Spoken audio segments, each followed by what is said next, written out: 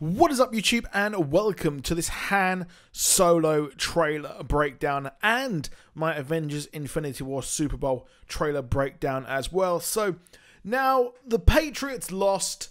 I'm a big Patriots fan, but the loss was actually kind of softened by the fact that we got a brand new Han Solo trailer last night and today, and last night we also got the Marvel Studios Avengers Infinity War trailer. And Cloverfield 3 has dropped on Netflix, so it is a big day here. So we're going to combine these because there's just way too many videos to make on everything that's happening today. So first of all, let's watch the trailer for Han Solo, A Star Wars Story.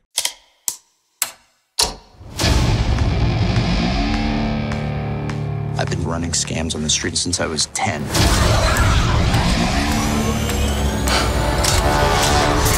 I was kicked out of the flight academy for having a mind of my own. I'm gonna be a pilot. Best in the galaxy. Hey, kid. I'm putting together a crew.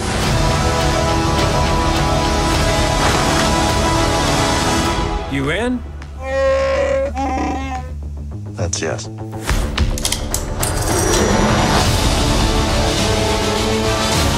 I might be the only person. Who knows what you really are? What's that?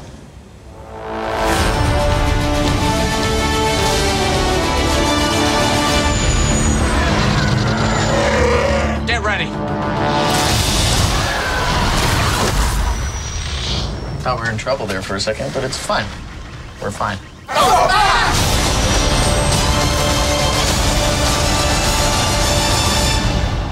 So that trailer was absolutely crazy. I absolutely was shocked by this because, to be honest, I wasn't sure if I would actually like this movie. Alden Ehrenreich, or Elric, however you pronounce his name, I'm not a big fan of him. He's kind of a relative unknown, to be honest. He's got the look, but has he got much else? Which, from this trailer, it seemed like he has. So I love the way the cold open of this, where he's just flicking everything on inside the Millennium Falcon. And of course, this is going to be all about possibly how he got the Millennium Falcon and how he came to be friends with Chewbacca, which is pretty awesome as well. As we start here, the kind of expanded universe, the kind of original expanded universe that when Disney took over Lucasfilm they got rid of, they're kind of slowly bringing this back. So slowly within Star Wars Rebels, we've had people like Darth Maul return. We've had kind of have his expanded universe story. We've had a hell of a lot of other things come into the expanded universe that was originally there. We've got Thrawn make his debut in that in kind of Rebels as well.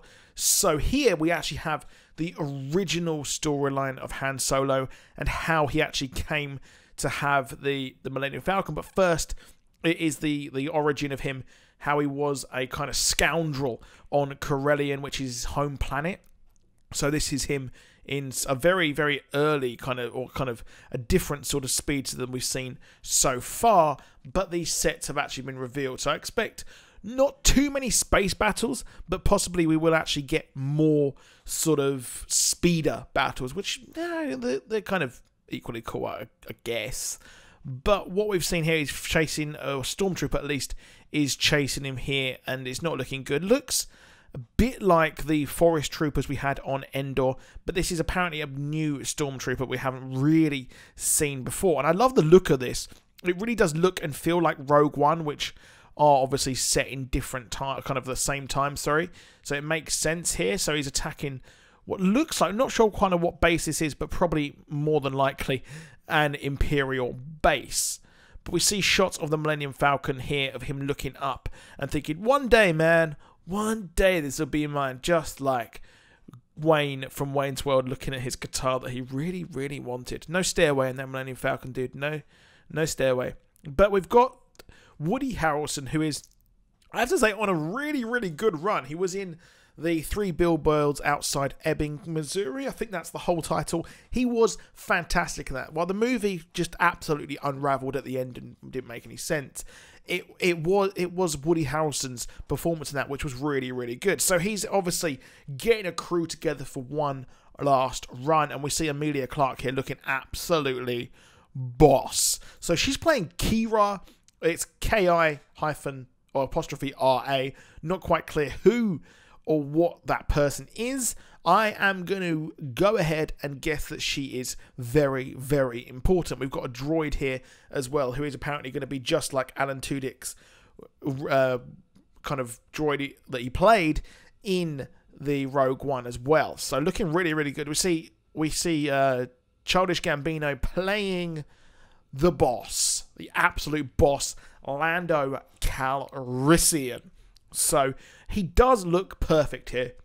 Now, I wasn't sure how he was going to play this role, if he would be suited to the role, because he's more of a comedic. He hasn't really played any roles with like Lando, kind of that brash, suave, cool guy. He's a cool guy, don't get me wrong, but he's never really, I didn't really picture him in that role of Lando Calrissian. But if from this like couple of 1 second, he does look like that, and we see Thandie Newton, however you bleeding pronounce her name, she is actually here, and we're not clear who she actually is. Now, in the comics, the comics of the Marvel ones, that is, for Star Wars, which I highly recommend reading. I would probably recommend reading the Darth Vader and Star Wars ones, and Dr. Aphra, who is easily, I would prefer a Dr. Aphra movie over Boba Fett, because she looks a lot more interesting. Personally, I'm probably going to get a lot of comments down below for that comment, but Thandie Newton, is possibly playing Sana Starros, who Sana Starros was someone who came into the universe and said that she was the wife of Han Solo, much to the agog and aghast of many of the people, especially poor old Princess Leia. But they actually were husband and wife for a job that they did. Possibly, is it this job? We don't actually know how early this actually is. But here we see, looks like the gun turret, possibly of the Millennium Falcon, or this looks more like maybe, it looks like an Imperial in the background there as well. But we see Chewie here as well with Han, who in the comics, in the expanded universe, the original expanded universe, he actually saved him from the Imperial Academy, where he was kind of a slave, and much of the Wookiees were actually taken as slaves for the evilness of the poor old evil Imperials. So we see Kira again here which I have to say she is possibly very, very important in this movie. And we see a standoff as well, looking very, very Western there as well. And we see blasters and all kinds of nastiness going off, with this looking absolutely amazing. Now, Kira probably is someone who actually knows Han before. She mentions in this trailer that she one of the only people who actually knows who he really is.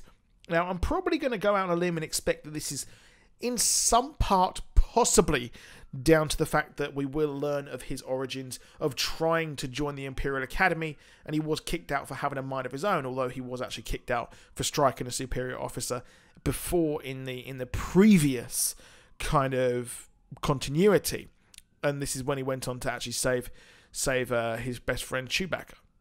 Now, I mentioned that we probably wouldn't get that many space battles, but I'm expecting there'll probably be a few set pieces in this. With this Star Destroyer, we see everyone fighting, and this just looks amazing, the look of this. And we see a few jokes. I expect a few jokes. A few jokes have to be done, because we've got Crystal Lord and Phil Miller who are behind this, and I don't really expect a lot of their kind of comments to actually be cut out of this. Now we see a huge tentacle beast, which would look at home in some kind of tentacle dodgy hentai thing, but we've got them facing this, which not sure what that thing actually is. Looks incredibly, possibly like the thing they faced in a Star Wars: A New Hope, but this just looks so good. Now, obviously, Jedis. Will there be many Jedis? There'll probably be quite a few Imperials, and they will be going to infiltrate Mimban, which is the setting of Splinter of the Mind's Eye, one of the first Star Wars tie-in novels. So that'll be where they'll be going, possibly in this movie. So yeah, this looks really, really good. I think the cast are up to the job, to be honest, here as well.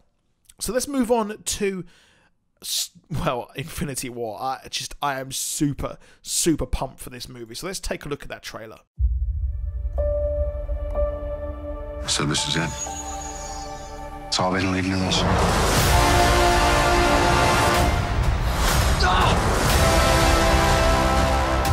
Ready? Let's go.